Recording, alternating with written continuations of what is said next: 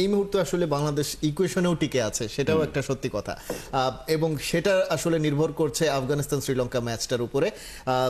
যদি সার্বিক এখন পর্যন্ত এশিয়া কাপের পারফরমেন্স দেখি, সেক্ষেত্রে আসলে আফগানিস্তানকে কি এগিয়ে রাখা যাবে, নাকি আসলে শ্রীলঙ্কার উপরে বাংলাদেশ একটু বেশি আস্থা যেহেতু রাখতে চাইছে নিজেদের স্বার্থে, সেক্ষেত্রে শ্রীলঙ্কা আসলে কতটা আসলেও এগিয়ে আছে? দেখেন, শ্রীলঙ্কা এই মুহূর্তে অনেকটা নির্ভার। শ্রীলঙ্কা এই ম্যাচটা হারলেও কোনো সমস্যা নাই। ইকুয়েশনটা একটু বলে দেই সুবিধার জন্য, মানে বাংলাদেশের যেটা, বাংলাদেশ কিভাবে সুপার ফোরে যেতে পারে।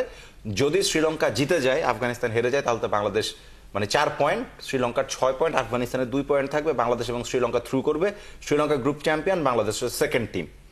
যদি আফগানিস্তান জিতে, সেই ক্ষেত্রে আফগানিস্তান গ্রুপ চ্যাম্পিয়ন হবে, শ্রীলঙ্কা সেকেন্ড হবে, বাংলাদেশ থার্ড হবে। শ্রীলঙ্কা এবং বাংলাদেশের রান রেটের হিসাব যদি করা হয়, তাহলে রান রেটে বাংলাদেশ কিভাবে শ্রীলঙ্কাকে টপকায় যেতে পারে সেটার একটাই হিসাবটা হচ্ছে, যদি শ্রীলঙ্কা আপনার আগে ব্যাট করে, শ্রীলঙ্কা যদি 200 রান করে, মানে আফগানিস্তান আগে ব্যাট করে যদি 200 রান করে, তাহলে শ্রীলঙ্কা 128 রান করলেই হবে।